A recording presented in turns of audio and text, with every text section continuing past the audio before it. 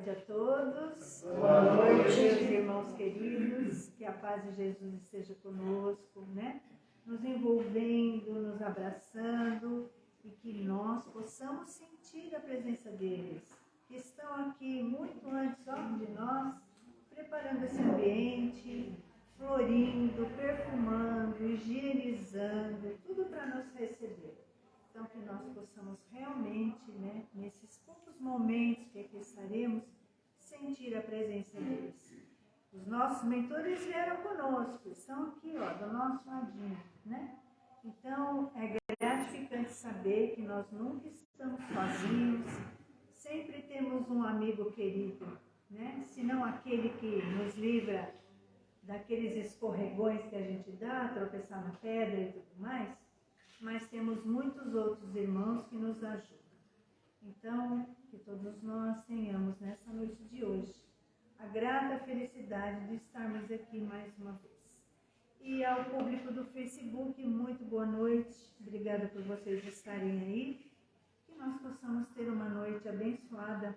Hoje temos o nosso querido irmão Rogério que está aqui e vai nos presentear, né, com uma palestra edificante. O assunto que ele traz para nós hoje é muito, muito importante. Vamos prestar atenção porque precisamos disso que ele vai falar. E muito. O mundo está necessitado de tudo o que ele vai dizer para nós hoje. Então vamos absorver, porque absorvendo a gente consegue amanhã, por exemplo, num bate-papo, né, transmitir algo para alguém. As nossas mentes vão ficar mais abertas, mais em sintonia com a espiritualidade, e assim a gente vai se ajudando, um ajudando o outro, porque dificuldades todos nós temos, mas temos que entender o momento atual que nós estamos vivendo, momento de muitas necessidades, e a maior necessidade que nós temos é de Deus, né? Do nosso Pai. E Jesus, que é o nosso Divino Mestre, porque assim, a gente fala de Jesus, parece que ele está tão longe da gente, e Jesus está aqui, né? Do nosso ladinho, sempre, todos os dias, em todos os momentos. Ele diz sempre, precisou de mim? Pede, conversa comigo, né? Então, por que nós sofremos tanto? Então, nosso irmão Rogério hoje vai nos ajudar quanto a isso. Então, vamos fazer a nossa prece. Vamos ajudar nas vibrações do ambiente, que esse ambiente se torne cada vez mais agradável, mais fluídico, para que nosso irmão seja beneficiado e a espiritualidade possa se utilizar do conhecimento que ele tem para passar para nós. Deus Todo-Poderoso, Pai de amor, de bondade, te agradecemos imensamente por mais um dia de vida, pelo ar que respiramos, por tudo o que conseguimos realizar neste dia de hoje, pela nossa saúde física, mental e espiritual. É tão gratificante, Senhor, temos um lar, uma família, um local de trabalho, mas neste momento também nós nos lembramos que muitos de nossos irmãos passam por dores e sofrimentos. Muitos não têm o necessário. Então, Senhor, ao mesmo tempo que estamos aqui para te agradecer, também estamos aqui para te pedir que permita a espiritualidade de luz socorrer a esses irmãos. Sabemos que muitos neste momento também estão num leito de hospital. Estão em qualquer outro recanto onde falta tudo, principalmente a fé. Nos ajuda, Senhor. Que os nossos mentores estejam conosco, nos intuindo, nos fortalecendo, para que possamos despertar e sairmos das trevas da ignorância para galgar novos caminhos, o caminho do entendimento, o caminho da luz e o caminho da paz. Também Também vamos pedir a Maria Santíssima que esteja conosco, junto de Jesus, abençoando cada um de nós, nos envolvendo para que possamos, mais uma vez, fortalecer nossos espíritos. Saudação a toda a equipe espiritual desta casa, na direção de Bartolomeu, nosso querido e dedicado mentor. E aos espíritos que estão aqui trabalhando, a nossa gratidão. Gratidão a todas as equipes, também dos Exus, pretos velhos, caboclos, índios, hindus, todos esses irmãos que se dedicam dia a dia nesta casa. E assim nós vamos dizer a Deus: Pai nosso, que estais nos céus, santificado seja o vosso nome. Venha a nós o vosso reino. Seja feita a vossa vontade, assim na terra como nos céus. O pão nosso de cada dia nos dai hoje. Perdoai as nossas dívidas, assim como nós perdoamos aos nossos devedores. E não nos deixeis cair em tentações, e livrai-nos, Senhor, de todo o mal. Que assim seja, graças a Deus, graças a Jesus. Vamos lá?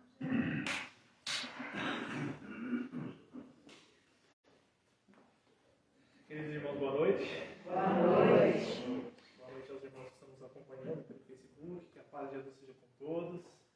Até que enfim esfriou um pouquinho, né? Calor danado que minha vida, né? Até que enfim, a gente dá, né? Pra lembrar. Quem é casal novo? Tem algum casal novo aqui? Não tem? Tirando eu, com a minha esposa que fica em casa, né? Dá até saudade, né? Que não pode nem abraçar, tão calor que tá. Agora, chegar mais perto, né? Se não for casado, o papai e a mamãe, né? Chegar perto do doente querido, né? Ah, que bom, né? Brincadeiras à parte, né? Se a gente parar para analisar, nós, seres humanos, muita gente não gosta desse termo, mas eu acho que ele vem a calhar. Nós somos movidos a desafios. Se a gente parar para analisar, né? Ao longo da nossa vida, são vários desafios que nos convidam a dar um passo adiante, a nos tornarmos pessoas melhores. E se bem entendido esse conceito de desafios, a gente vai compreender que os desafios nada mais são do que oportunidades. Oportunidades que contribuem diretamente para que a gente, né, retorne à paz espiritual melhores do que quando chegamos. A gente sabe que pode ser que aconteça com um de nós, ou já aconteceu em outra existência, ou com muitos vão acontecer, de repente não conseguir atingir o objetivo, de ter êxito, né, ao tentar vencer esses desafios. Afinal, não é tão fácil assim. Mas é motivador a gente saber que existem essas oportunidades que, se bem compreendidas, nos levam para um outro nível, né? Poxa, sair... É que nem quando a gente chega, por exemplo, na casa espírita. A gente vem com uma expectativa, cada qual aqui, né, tem a sua expectativa, seja um anseio por conta de uma resposta que quer receber, e às vezes por conta da, né, estarmos aqui agora, a intuição aflorada, por conta do ambiente salutar que nos envolve, vem a resposta. Às vezes é uma questão de saúde, às vezes é uma questão de relacionamento, enfim, é tanta coisa, tantas expectativas que nós temos, e às vezes por conta de estarmos num ambiente favorável, as respostas aparecem, ou seja, são oportunidades. Mas a pergunta que eu faço, qual seria talvez o nosso maior desafio? E aí me vem à mente lembrança de ontem, coisa recente. Nós estávamos fazendo o Evangelho no Lar. E aí, o Evangelho ontem foi a respeito do capítulo 5 do Evangelho segundo o Espiritismo, Bem-aventurados os aflitos, né? Naquele título que fala sobre o mal e o remédio. E olha que interessante, uma palavrinha interessante. Às vezes a gente lê lá o texto todinho, né? E a gente reflete ali a respeito, conversa, dialoga ali a respeito do que foi lido, né? E, poxa vida, eu não sei se alguém aqui tem o hábito de praticar o Evangelho no Lar, mas quem tem, talvez vai concordar, que se a gente já fez lá, estudou o livro lá, o Evangelho uma vez. Vou perguntar, Evangelho. Manda levantar a mão aí quem faz o Evangelho. Por favor.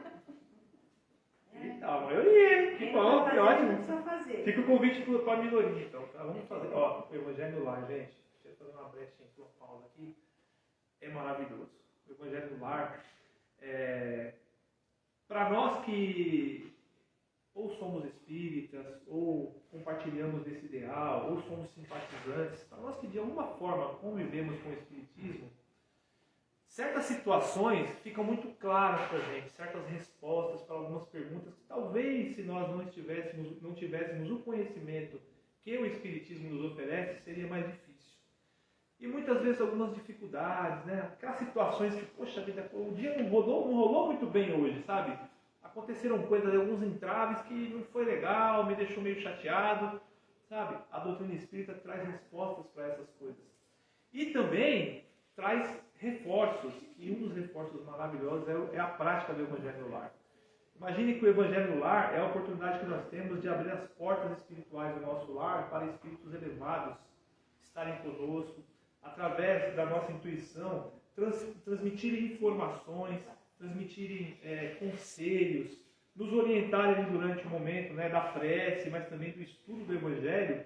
Mas, sabe, o quão rico é a prática do Evangelho no lar? É muito importante. Então, assim, fazemos aqui o convite a quem não pratica, disponibilizar lá é pouquinho, pelo menos uma vez por semana. Não precisa ser muito tempo. A gente vai ficar aqui hoje 1 hora mais ou menos conversando, né?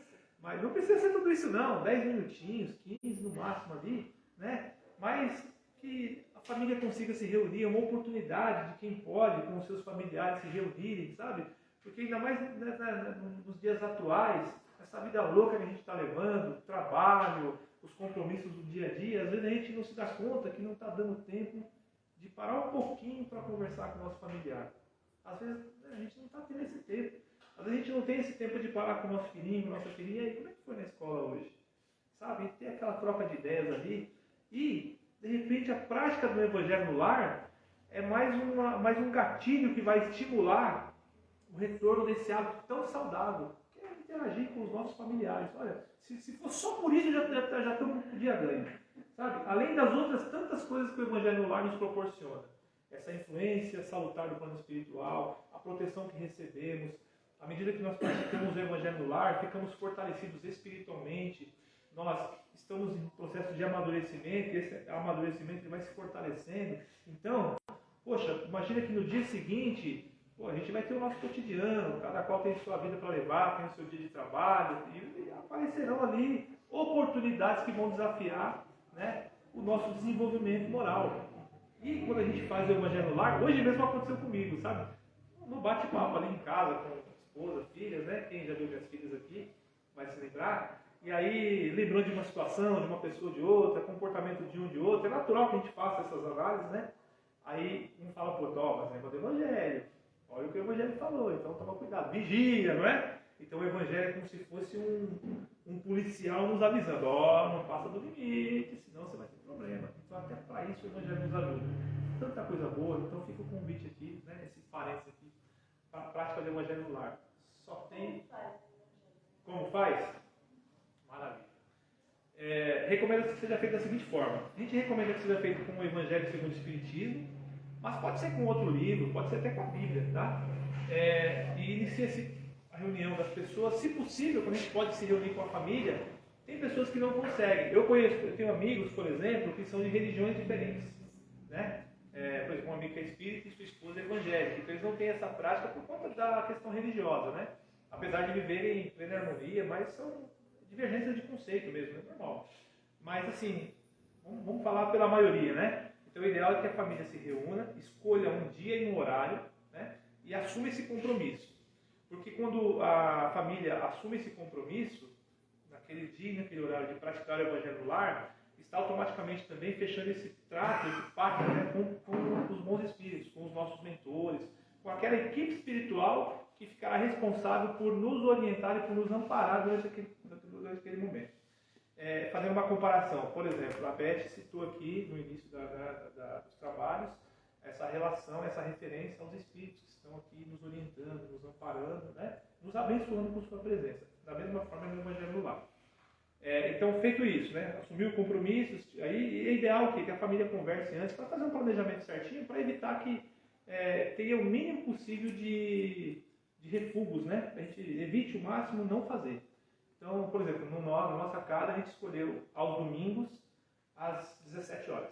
Então é o dia que a gente faz o Evangelho no lar, né? E é legal porque a gente adotou uma prática lá que fica muito gostoso, por sinal. A gente faz o café da tarde, né? Então a gente senta à mesa, o café da tarde ali, é ruim que engorda, né? Mas fazer o quê, né? melhor engordar aí, né, pelo menos espiritualizado, do que sem nada, né? Mas a gente senta ali à mesa, o café da tarde ali, tomando o nosso lanchinho, fazemos o evangelho no lar. Então fica tão gostoso, sabe? É maravilhoso. E aí faz assim, aí inicia-se, escolhido o dia, o horário, né, e os participantes ali de acordo. Então naquele dia, naquele horário, inicia-se, se quiser, uma jarra com água, ou cada qual com a sua garrafinha de água, o seu copo, como preferir. Nós lá temos o hábito de cada qual, até porque eu tenho por hábito tomar água na garrafa. Eu não sou de tomar água no copo, pegar e tomar, eu deixo minha garrafinha na geladeira, né? Então já fica ali. Então, da forma que preferirem, né? Uma água para que essa água seja magnetizada, fluidificada, abençoada, né? E então colocar essa água ali à mesa, né? E aí fazer uma prece de abertura e ali escolher um trecho do Evangelho para ser estudado, que não seja muito longo, né? Até para não cansar ali o diálogo. E aí fazer o estudo, a leitura, alguém faz a leitura daquele trecho, faz ali uma breve reflexão, ali, uma análise do que foi lido, né? E depois vibrações, muito parecido com o que nós fazemos aqui na Casa Espírita. É praticamente uma cópia do que é feito do roteiro aqui. Né? Depois as vibrações, né? Que são orações em prol de quem vem à nossa mente, inclusive do lar, dos familiares, da vizinhança, dos nossos animaizinhos, de quem a gente lembrar. A mente é livre para isso, né? E depois a gente faz o encerramento. Então é basicamente isso, tá? A recomendação entre 10 e 15 minutos, né? Tem um bate-papo que dura às vezes um pouquinho mais, a gente fica mais acalorado, né? Porque o assunto é tão gostoso, dura meia hora até mais. Mas 15 minutinhos é um tempo ideal assim, para a prática do Evangelho lá. Tá bom? E tenho certeza que fará muito bem. Tá? Tenho certeza disso. Mas voltando, né? Desafios acontecem. E talvez voltando, né, no nosso evangelho de ontem, uma palavrinha, a palavra revolver. E onde está essa palavra? Lembra que Jesus, numa conversa que teve com os seus discípulos, ele falou assim, poxa, se vocês tivessem a fé do tamanho de um grão de mostarda, vocês moveriam essa montanha daqui para ali. Né? Ele chamou a atenção dos seus seguidores ali. E no estudo do Evangelho, e assim, a gente, no meio espírita, a gente fala muito, a gente ouve muito falar a respeito, né, desse tal de mover montanhas, porque tem um sentido figurado, né, muito do que Jesus falava, ele aplicava na sua linguagem o sentido figurado, mas assim, a essência do seu ensinamento é muito profunda. E é lógico, se a gente parar para analisar, Rogério, hoje, eu não me vejo capaz de tirar uma montanha do lugar e pôr outro. Mas a gente está falando de um espírito que é o governador desse planeta. Então, eu acho que o poder da sua mente é muito superior à nossa. Você imagina a capacidade que esse Espírito tem. Mas ele também nos alertou que nós seríamos capazes de fazer tudo o que ele fez e muito mais. Porque nós estamos no caminho, né? Estamos nesse processo de evolução, onde também atingiremos esse ápice que atingiu Jesus. Ele nos garantiu isso. Mas a palavrinha remover. Porque Jesus disse lá na Bíblia, né, no Evangelho, vocês serão capazes de mover essa montanha daqui para lá. E lá no trecho, pelo menos do Evangelho que nós estamos estudando, da versão que nós estamos lendo, é o Espírito que fala a respeito, né, do mal e do remédio, ele fala sobre remover montanhas. E aí, né, a minha esposa Monique, ela falou, poxa, mas olha que interessante, a palavra remover. E começamos a refletir a respeito da palavra remover.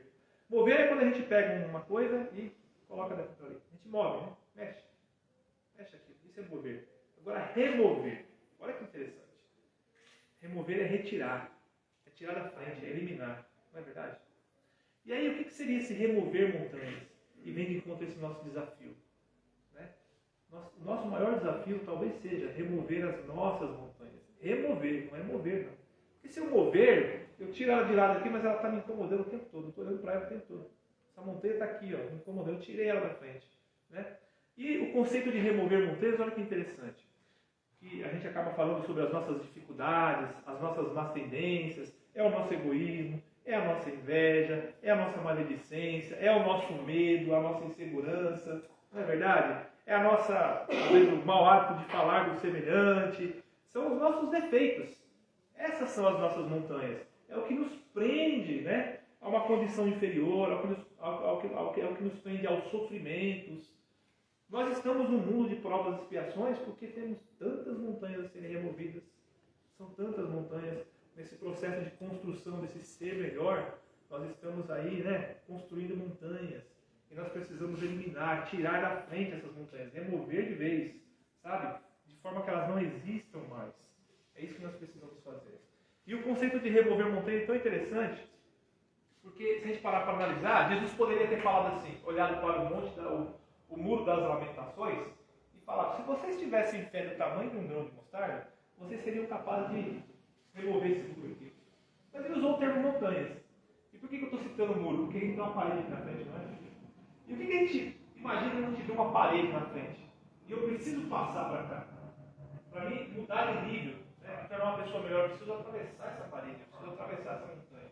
Então, se eu tiver que escalar essa montanha, vai ser tão cansativo. Quem já fez escalada aqui? Quem já fez trilha ou alguma coisa, alguma atividade física que demanda um desgaste maior? É cansativo ou não é? É lógico que a atividade física é prazerosa, né? A trilha é maravilhoso, olhar a natureza, é lógico, é uma metáfora. Mas o ato de se esforçar para vencer um obstáculo é cansativo, não é verdade? Subir uma montanha cansa. A gente estava conversando aqui, eu e o amigo João aqui, sobre ficar em pé o dia inteiro, quem, como nós, tem probleminha no joelho. Nossa, chega no fim do dia, o joelho está quase falando, né? Quase aprende uma língua, né? Fala em português com a gente, de tanto que dói. Porque cansa, não é verdade? Então é sobre isso que Jesus estava dizendo. Poxa, você não precisa subir essa montanha, escalar, sofrer para passar por ela e chegar do outro lado. Você pode tirar ela da frente. E aí demanda os nossos esforços, remover, tirar da frente. Eu não quero mais ver essa parede aqui. Né? E se eu tiver a fé do tamanho do mundo de mostarda, eu consigo tirar essas montanhas da minha frente. Mas para que eu consiga vencer esse obstáculo, vencer esse desafio, atingir esse objetivo, eu preciso reconhecer algumas coisas. Né? E aí a doutrina espírita é maravilhosa nesse sentido, porque ela nos dá a receita do bolo. Porque ela nos diz que nós precisamos reconhecer que nós somos espíritos imortais. E aí muda tudo. Parece uma bobeira. Mas o que tem a ver, Rogério? Remover montanhas com ser espíritos imortais? Mas pare para analisar. Se eu acreditasse na teoria criacionista, eu não consigo entender, não entra na minha cabeça imaginar situações que eu convivo hoje e falar, poxa, os porquês da vida dentro da teoria criacionista. Agora, da teoria reencarnacionista, onde entra o conceito de imortalidade da alma, tudo faz sentido. Hoje tem um tipo de vida, convivo com certas pessoas, são me oferecidas ao longo da vida situações que me trazem alegrias e que me trazem tristezas. Tudo isso decorrente de situações que são necessárias para a minha evolução. Para facilitar o nosso entendimento, que às vezes falta o quê? A gente desenvolver a fé. Né? No estudo do Evangelho de ontem, essa leitura bateu muito em cima da questão da fé também, de acreditar. O que é fé? É acreditar piamente, ter certeza. É aquilo que a gente fala, poxa, vocês têm fé que sairão daqui e irão para suas casas novamente? Eu tenho. Isso é ter certeza, isso é acreditar. Essa é a fé raciocinada. Eu sei que eu vou voltar para minha casa. Mas a fé raciocinada ela vem acompanhada de uma ação, concordam? Qual que é a ação? Eu sei que vou retornar ao meu lar. Mas para que eu retorne ao meu lar, eu não posso voltar aqui, sentar nessa cadeira e ficar esperando. Né? E como não passo de mágica, eu chegue lá. Eu preciso levantar da cadeira, caminhar e ir até a minha casa. Demandou ação. A fé raciocinada nos traz nesse sentido. Né? Nós temos que ter fé, mas agir em prol da nossa fé. Para aqueles que ainda talvez tenham um pouco de dificuldade em acreditar na existência do mundo espiritual, porque tudo está relacionado. Acreditar na existência do mundo espiritual, para que aí sim a gente tenha certeza que nós somos espíritos imortais. E por que isso é tão importante? Porque ao longo da nossa conversa aqui, o assunto é sério hoje, né? Nós vamos falar a respeito de sentimentos, demanda responsabilidade. Nós precisamos ter responsabilidade com as nossas ações. Então nós precisamos desenvolver a nossa fé, ter certeza do que nós estamos falando. Poxa, somos seres imortais, o mundo espiritual existe. Então aí existem algumas ferramentas, né, que a doutrina espírita nos mostra, através da literatura de Kardec, através do desenvolvimento da doutrina espírita, né, que nasceu lá com a concepção do Livro dos Espíritos, um trabalho que foi amparado pelo desenvolvimento de Kardec, pela sua metodologia, o que ele se utilizou para trazer os ensinamentos dos Espíritos, mas também amparado pelo trabalho de médiuns. A gente aprendeu com a doutrina espírita que o Livro dos Espíritos, principalmente na sua primeira versão, ele foi escrito através da psicografia direta, aquela que não tem a interferência do ser humano. Olha que interessante. E aí, se a gente pegar, analisar, né, o que foi apresentado através do Livro dos Espíritos, respostas muito bem elaboradas, também por conta de perguntas muito bem elaboradas, mas que nos trazem a certeza de que sim, existe o mundo espiritual. Então não é morreu, acabou aqui, entendeu? Existe alguma coisa além daqui, além dessa vida aqui. Poxa, mesmo assim, se eu ler o Livro dos Espíritos, o primeiro livro de Allan Kardec, ou outros livros que falem a respeito de existência do mundo espiritual, existem tantos romances maravilhosos, né? Ou que seja outro livro, mesmo assim, se eu ainda tiver dificuldade, afinal a doutrina espírita ela é complexa assim, né? Mesmo assim, se eu tiver dificuldade, poxa, eu vou recorrer a algum outro tipo de situação, então, que me faça aumentar a minha fé. E nós temos, por exemplo, as cartas psicografadas. A maior referência no nosso país, pelo menos, né, e principalmente, Francisco Cândido Xavier.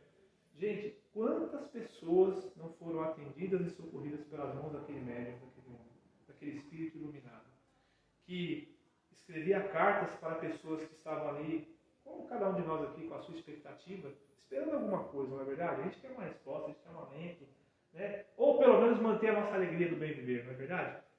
Mas para aqueles que estão em processo de sofrimento, né, uma expectativa maior, relacionada às vezes ao ente querido que partiu, poxa, quanta gente, e isso não parou, tá? A gente está citando o Chico Xavier aqui, mas isso não parou, continua constantemente, dia a dia, várias casas espíritas oferecendo essa atividade ainda. Mas vamos, né, nos limitar ao Chico Xavier aqui. Então, quanta gente não recebeu das mãos daquele homem maravilhoso uma carta escrita de um ente querido, dando detalhes de situações que só a pessoa que leu a carta saberia dizer, né, que se é verdade ou não aquilo que está escrito. E a pessoa olhar para aquela carta e falar, nossa, é certo que é o meu ente querido, que é a pessoa que eu esperava receber uma mensagem. É certo, uma mãezinha receber a carta de um filho, por exemplo, onde coloca ali informações tão particulares, sabe, tão íntimas, que só ela saberia dizer. E está ali. Muitas cartas, não só essa riqueza de informação, mas também a riqueza de detalhe na grafia. A letra que foi, né, escrita através da mão do médium, idêntica à letra da pessoa que desencarnou. Às vezes número de documento, número do RG da pessoa. Sabe? Então, assim, riqueza de detalhes, uma riqueza tão grande de detalhes, que a gente olha e a gente fala assim, poxa, por mais que por exemplo, a parapsicologia queira dizer que não, né, uma vertente da parapsicologia insiste em que não, que é fruto da nossa mente, essas questões, mas não, são tantas evidências e a gente, por eliminação, a gente começa a olhar para aquilo e falar, poxa vida, são tantas evidências que não tem como duvidar da existência do plano espiritual. Eu passo a ter certeza. Então, para aquelas pessoas que receberam das mãos de Chico Xavier, ou de tantos médicos que vêm recebendo até hoje, olha para uma carta daquela, para uma informação daquela e fala, que alívio que dá, não é verdade? Porque o meu filhinho, o meu pai, minha mãe, o meu ente querido, continua vivo. Olha que interessante. E o legal, ele continua vivo e ele continua se comunicando comigo da mesma forma que ele se comunicava aqui, porque foram aquelas informações da maneira que eu o conhecia que me convenceram de que era ele. Então não houve uma mudança de personalidade. Olha que interessante isso. Aquele negócio de que, poxa, não é porque morreu, é que nem aquela história, né? A pessoa foi uma pessoa muito agressiva ao longo da vida, muito maldosa, fez mal para todo mundo. Aí morre, coitadinho, era tão bom. Ele continua sendo a mesma pessoa. Continua sendo a mesma pessoa. Da mesma forma que aquela pessoa que era muito boa, nossa, esse realmente era muito bom. Então, assim, e a pessoa se mostra dessa forma nas suas comunicações.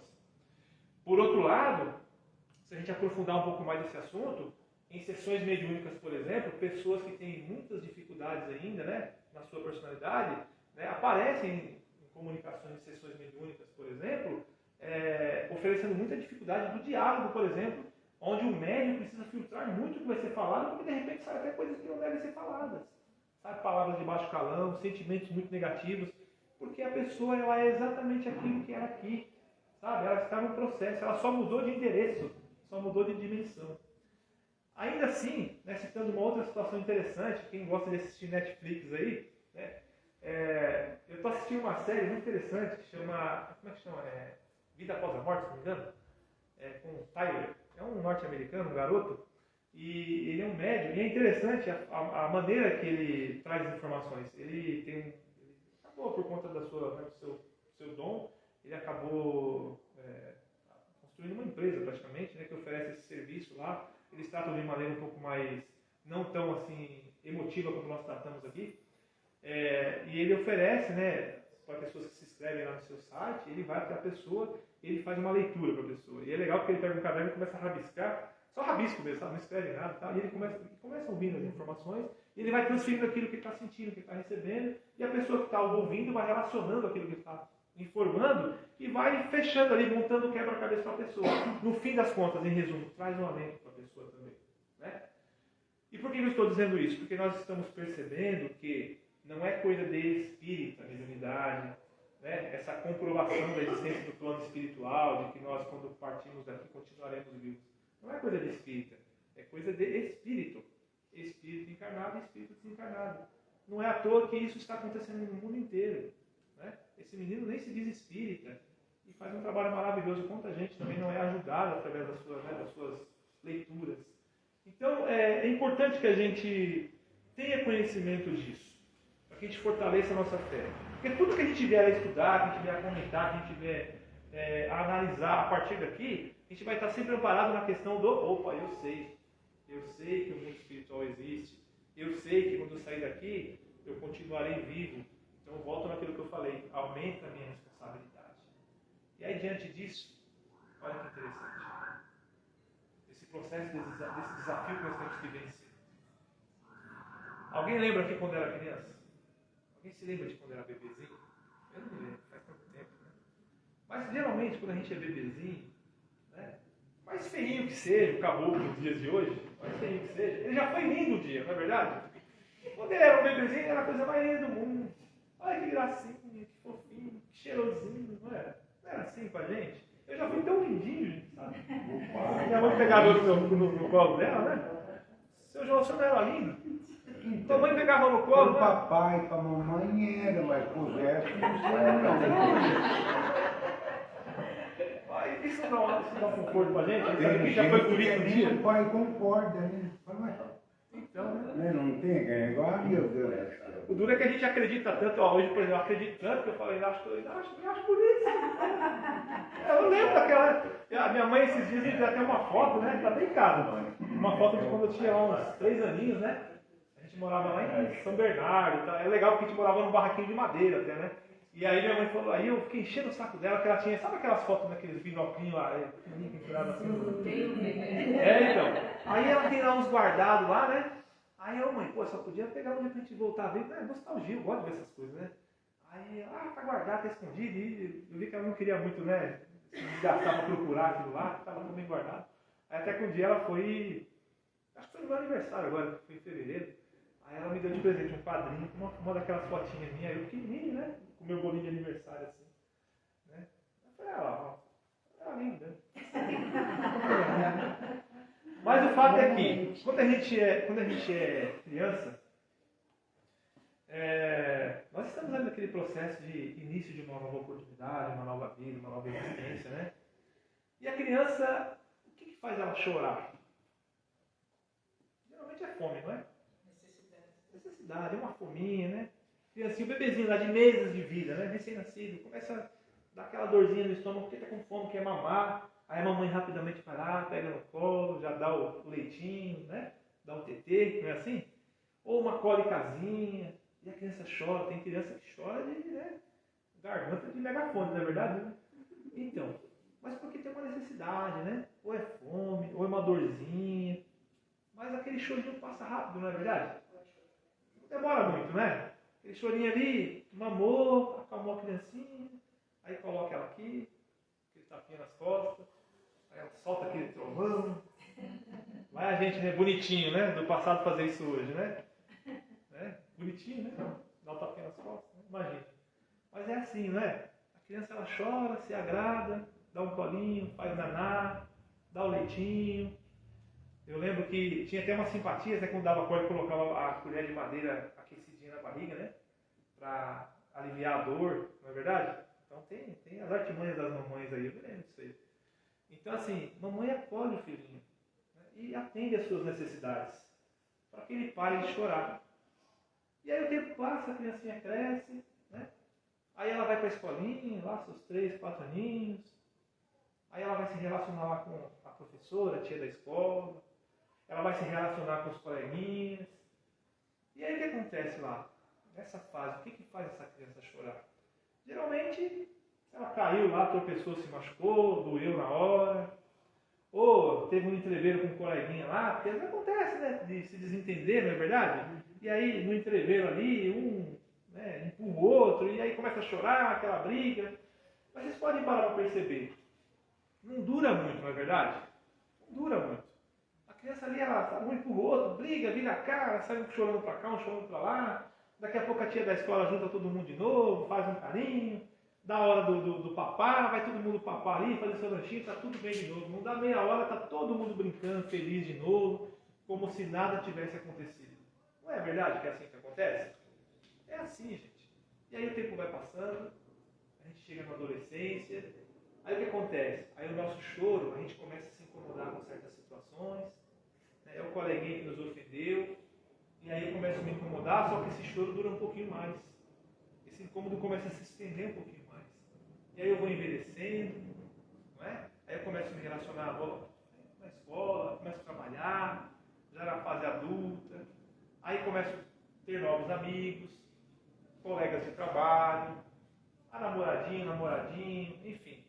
E aí, nessa convivência, nesse processo de convivência, notem que a gente está num processo de desenvolvimento da nossa moral, desenvolvimento da nossa personalidade. Então, enquanto a gente é criança, a gente está naquela fase de mostrar quase nada da nossa personalidade, porque é só o choro da fome, é só o choro da dor. À medida que a gente vai envelhecendo e vai crescendo, nós vamos mostrando aos poucos os resquícios da nossa personalidade, ou seja, daquilo que foi construído ao longo daquilo que nós já temos certeza agora, que é das outras existências, somando-se ao que nós estamos construindo nessa existência.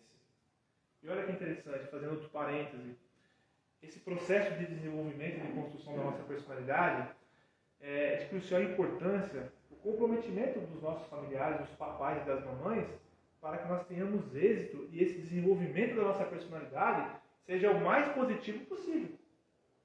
Afinal, somos nós seres que temos nosso passado reencarnatório, temos a nossa história, que graças a Deus a gente não se lembra. Imagine se a gente se lembrasse da nossa história do passado. Se lembrar das coisas boas, poxa, que maravilhoso, né? Lembrar dos louros, né? Que maravilhoso, as coisas boas que eu fiz, agora e das coisas não tão boas que eu fiz. Como seria, na verdade? Como seria, de repente, estar convivendo com um irmão, por exemplo, e saber que eu não fui tão bom para esse meu irmão numa existência passada, né? Não seria tão legal a gente, né, talvez aflorariam em mim ali ou nele sentimentos que não contribuiriam tanto para que a gente vivesse em harmonia, né? Que estabelecesse uma relação de amor pleno, né? Então imagine que, assim, fazendo esse parênteses, né? É muito importante também essa responsabilidade do pai, da mãe, no desenvolvimento do caráter, da moral do filho. Isso é muito importante, esse comprometimento. Mas imagine que é assim. Então nós somos o resultado do que nós construímos até então, e à medida que nós vamos envelhecendo, nós vamos mostrando isso que foi construído ao longo das outras existências, somando-se ao que a gente está construindo junto nessa existência, que são as influências do papai e da mamãe, as influências do meio que a gente convive, as influências dos amiguinhos da escola, à medida que a gente vai envelhecendo, as influências, e aí entra tudo, gente. É gosto musical, é gosto por sei lá, um tipo de comida, um tipo de roupa, um estilo de vida. Muito por conta das influências que nós sofremos também. E tudo isso faz parte do jogo, faz parte do pacote, planejamento reencarnatório. Tudo isso, está tudo certo. Só que, à medida que nós estamos nesse processo de desenvolvimento, estamos envelhecendo, né, estamos amadurecendo, lembra o que a gente falou? Que lá no começo o choro demorava pouco. E geralmente, quando a gente está nessa fase, né, já mais velhos, o choro começa a durar um pouquinho mais, demora mais. A gente se magoa com mais facilidade, a gente se dói por cada coisa, sabe? E aí, se a gente não tomar cuidado com isso, com esse sentimento que vai aflorando, se fortalecendo, se a gente não tomar cuidado com isso, vira ódio. E aí a coisa bagunça. E muito por conta desse descuido da nossa parte, né, de deixar mágoas que poderiam ser trabalhadas, às vezes com uma simples conversa, às vezes com um passo atrás, sabe? A pessoa se equivocou comigo ali, falou coisa que eu não gostei, me magoei na hora, doeu, mexeu com o meu brilho, mas, poxa, e se eu deixar para lá isso aí agora, respirar fundo, ir para casa, orar por aquela pessoa, será que amanhã vai ser um dia diferente? De repente vai ser melhor do que hoje. De repente, nasça no dia seguinte uma oportunidade de fortalecimento da amizade e não de discórdia. Pelo simples fato de eu dar um passo atrás. Então, às vezes, por conta desse descuido, sabe? A gente não olhar os resultados que eu posso gerar com as minhas atitudes, com os meus pensamentos e com os meus sentimentos, por conta desse descuido, eu posso transformar uma fubequinha. Quem lembra da fubequinha, né? Bolinha de gude? Nossa, eu joguei muita bolinha de gude, hein? Essa bolinha de gude pode virar uma bola de neve, gente. Pode virar uma bolona de basquete, assim, por conta do meu descuido. E aí vira ódio, sabe? Também por conta, além do nosso descuido, também por conta de influências. Da mesma forma que nós estamos construindo a nossa personalidade, a nossa moral, amparados também por um contexto muito grande, mas também por influências, do meio que a gente convive, existem também as influências do plano espiritual.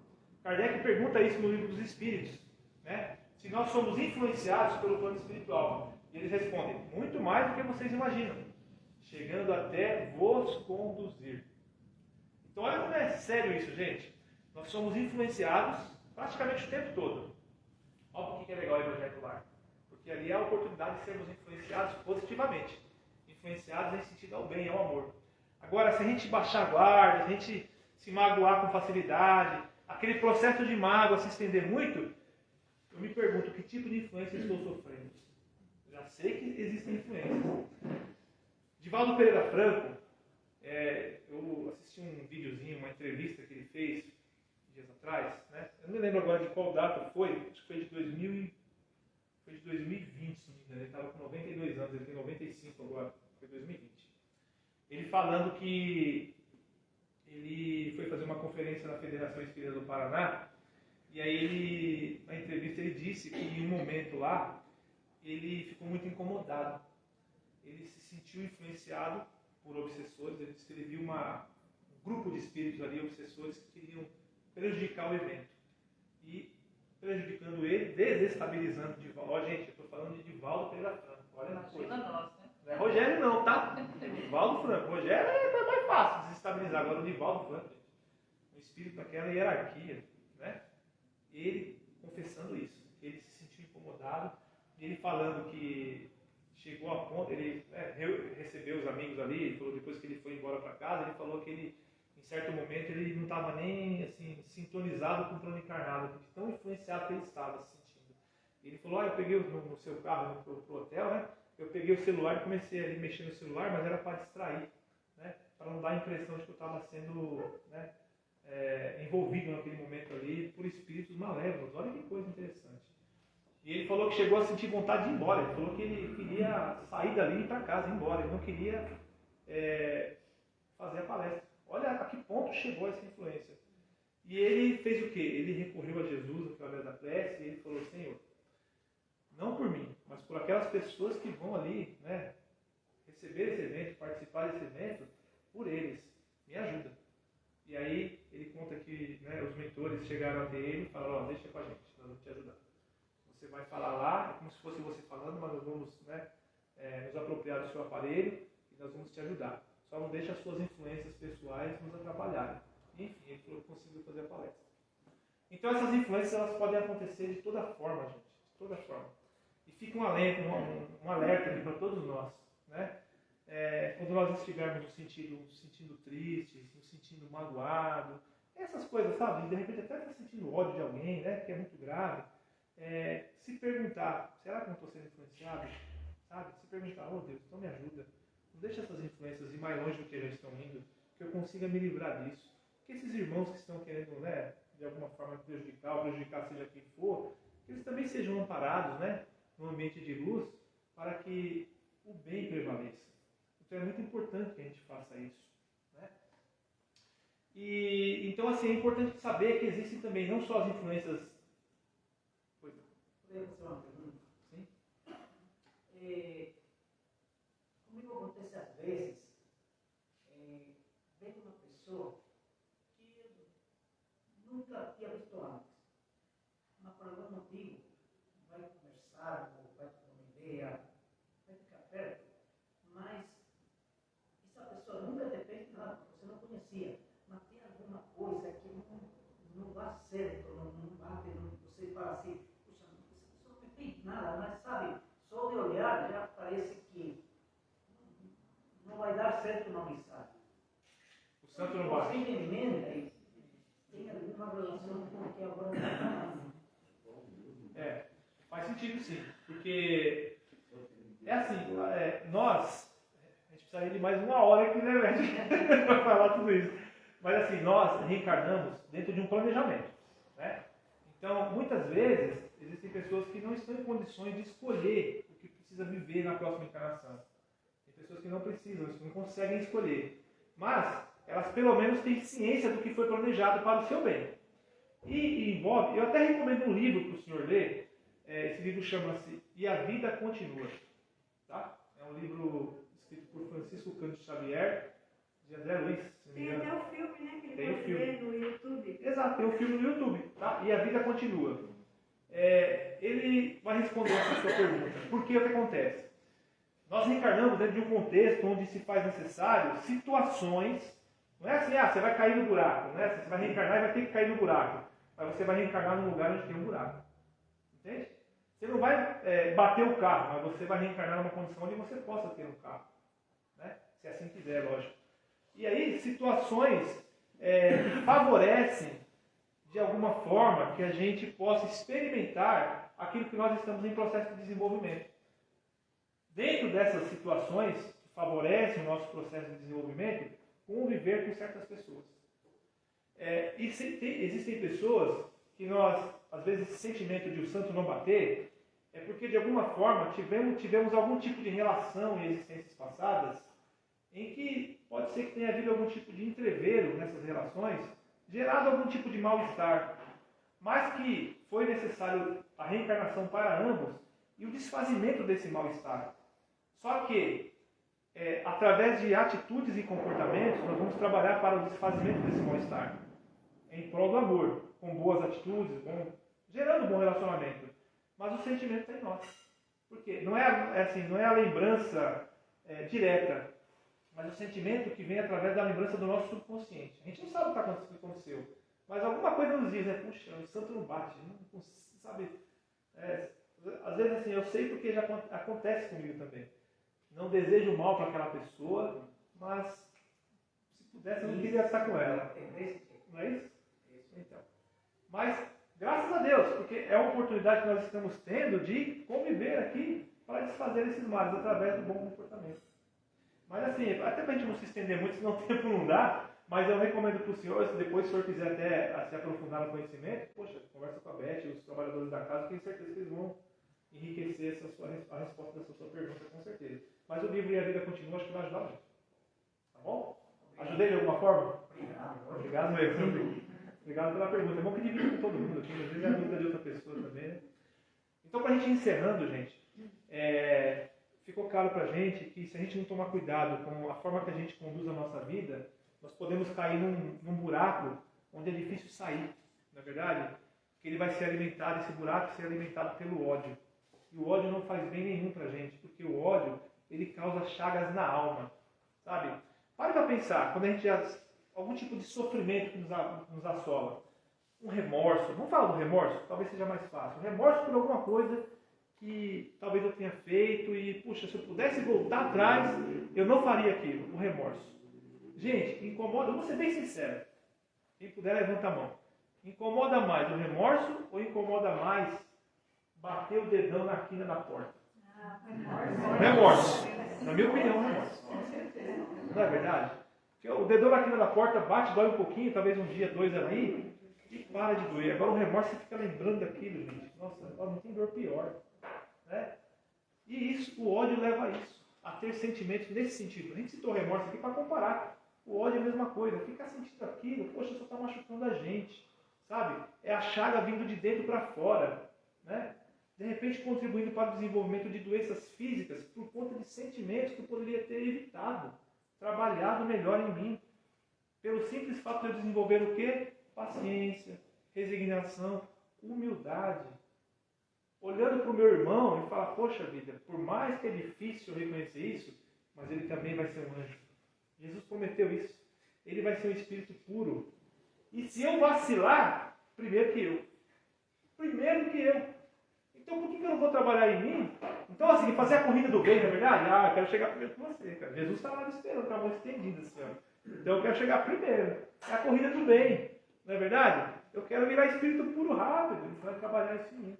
Não é fácil, não é fácil. Sabe? Não, eu não sou exemplo para isso. Mas a gente está no dia a dia trabalhando para que isso aconteça. Né? Tem uma historinha bem interessante. Diz o seguinte. Aninha, uma garotinha de seus 9 anos, estava retornando para casa da escola. Né?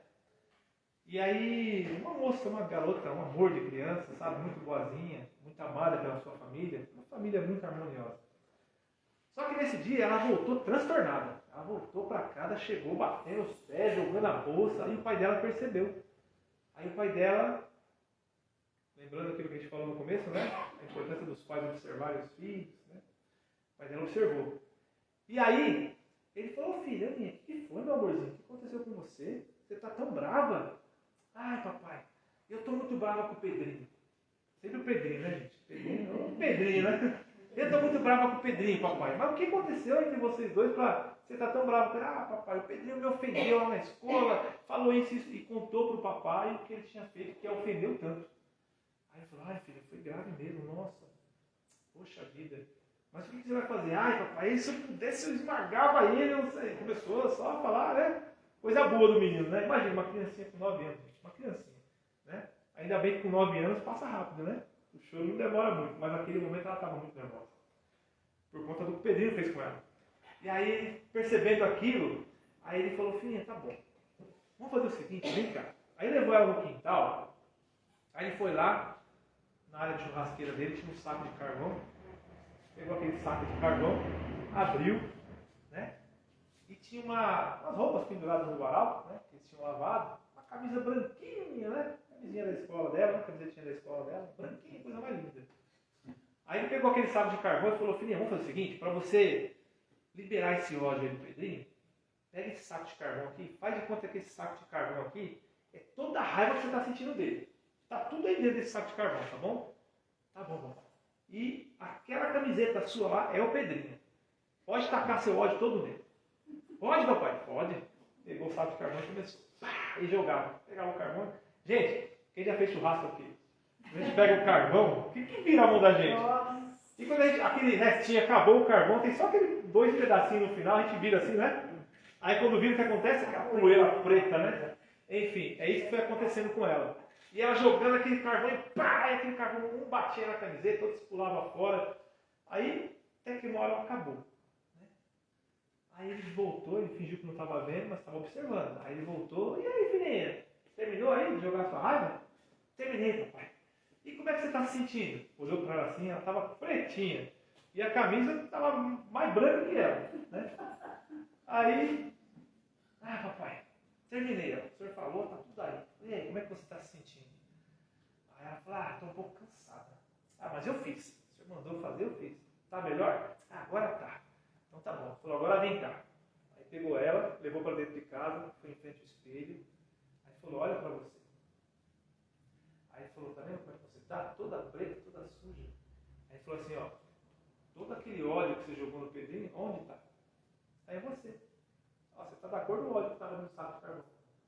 Né? E aí, valeu a pena, filhinha? Então, gente, o que fica pra gente hoje aqui a reflexão, né? Pra gente analisar. Sair daqui pensando hoje. Eu já sei que existem consequências das minhas atitudes, dos meus pensamentos, dos meus sentimentos. As consequências podem ser boas ou não. Eu sei que, poxa, eu queria já estar num planeta feliz, onde as pessoas já não fazem mal mais umas para as outras. Eu gostaria muito de estar num lugar onde, ao retornar para casa, a esposa não brigasse comigo. Sabe? Gostaria de lavar a louça lá mal lavada e ela falasse, nossa, que maravilha, tá limpinha. Mas não é assim que acontece ainda, não é verdade? Eu gostaria de, ao retornar para casa, que tem a oportunidade de ir no seu carro, quando aquele cara fechar você no farol, mandar um abraço para ele, que Deus te abençoe. Mas não é assim que acontece ainda, não é verdade? Então é tanta coisa que eu gostaria que acontecesse que ainda não é possível. Mas eu já consigo trabalhar isso em mim, pelo menos. Eu já consigo, influenciar o mundo através do meu comportamento. E olha que maravilhoso, sabe? A gente fala tanto em sermos ferramentas da seara do Cristo. E por que eu não faço a minha parte, então? Por que eu não começo a contribuir para ser essa ferramenta bem lapidada, bem afiada? Né? Aí eu olho para essa situação da Aninha e falo, poxa vida, quando eu despejo meu ódio, quando eu despejo minha raiva em outra pessoa, é eu que fico sujo, fico contaminado por todo esse sentimento ruim. Não me faz bem nenhum. E aí, eu pergunto para vocês para a gente encerrar. Lembrem aí, não precisa levantar a mão, não precisa responder, só lembrem de duas situações. Lembre de uma que te deixou muito feliz. Vou dar 5 segundos. Uma situação que te deixou muito feliz. Talvez aí o nascimento do filho. Talvez quando eu me formei na faculdade. Talvez o meu primeiro emprego. Talvez aquele dia que eu ganhei na Mega Sena. De repente tem algum disfarçando muito bem aqui, né? Situações que me deixaram muito feliz, gente. Agora, lembra do sentimento que veio em você no dia que essa situação aconteceu. Está lembrando? E aí, é gostoso ter esse sentimento? Agora vamos se lembrar de um dia que me deixou muito chateado. Vamos se lembrar de um dia de uma ofensa muito grande. Não é legal lembrar disso, mas aqui a gente pode porque a gente está protegido. Então é um exercício. Vamos nos lembrar aqui de um dia chato. Aquele dia que, poxa, se eu pudesse apagar da minha memória, eu apagaria. É bom? O que eu prefiro? Está na minha mão a escolha, certo? Está na minha mão. Que a gente consiga sair daqui hoje escolhendo cada vez melhor. Está na minha mão. Eu escolho se eu quero sentir ódio ou se eu quero sentir amor. Eu escolho se eu sentindo amor, eu vou transferir esse amor para o meu semelhante. E eu transferindo amor, você, seremos uma corrente com ela muito forte, onde esse amor não vai ser superado pelo ódio. E cada vez mais esse planeta vai ser cada vez melhor. Que Deus abençoe a todos. Muito obrigado.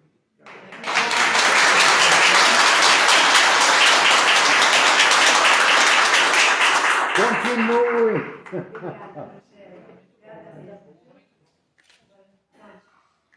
Nós vamos ouvir a mensagem final e vamos nos preparar para recebermos o passe. Vamos elevar os nossos corações a Deus, a Jesus. Aproveitando a oportunidade desta energia benéfica e iluminada que envolve os nossos corações, que nos traz a paz e a harmonia de dentro para fora. Os irmãos sabem o quão é bom nós nos sentirmos felizes, iluminados e envolvidos. Neste momento, estão sentindo. Então, meus irmãos, aprendam a se manterem em equilíbrio. Não é fácil, todos nós sabemos. Mas quando vocês têm vontade, desejam e querem, as coisas se tornam mais fáceis. Aprendam a olhar para dentro de si e lembrar que o nosso Pai Maior não trouxe ninguém aqui neste planeta para serem felizes, mas para aprenderem a evoluir. Nós estamos num planeta de escola, de aprendizado, de mudança, que está se passando para a regeneração. Porém, vocês vão continuar aprendendo. O aprendizado sempre será o mesmo. Então absorvam. Aprendam a serem aqueles filhos que desejam o melhor para seus irmãos. Aqueles filhos que aprendem com felicidade, que abraçam todas aquelas causas do amor. O amor. Ah, se vocês soubessem como o amor liberta, como o amor envolve, abençoa todos e transforma o mundo em um planeta muito melhor de se viver. O dia em que vocês aprenderem a descobrir o que é o verdadeiro amor. Nós não dizemos o amor de um homem com uma mulher, e sim o amor de um irmão com um outro irmão. Vocês entenderão que todas essas contendas são apenas ilusões, meus irmãos. Deixe-as de lado. Aprendam a viver o amor do Cristo. Aprendam a viver como Cristo dentro dos seus corações. Então vocês entenderam verdadeiramente o que é o amor. Que a paz do nosso Mestre Jesus envolvam a cada um dos meus irmãos. E que toda essa paz que se encontra dentro deste ambiente, vocês possam levar para as suas casas. E quando encontrarem os irmãozinhos angustiados, aprendam a abraçá-los com amor e transmutar esta paz para eles. Uma hora eles receberão. Que assim seja, meus irmãos. Graças a Deus, graças a Jesus. Ave Maria, cheia de graças, o Senhor é convosco. Bendita sois vós entre as mulheres, bendito é o fruto do vosso ventre, Jesus. Santa Maria, Mãe de Jesus, rogai por nós, pecadores, agora e na hora de nossa passagem. Que assim seja, graças a Deus e graças a Jesus. Não percam esta energia benéfica que se encontra com vocês. Leve-as para dentro da sala de passe e recebam, porque todos vocês são capacitados para isso. Boa noite a todos vocês, boa semana, e ao pessoal do Facebook também. Boa noite e uma boa semana.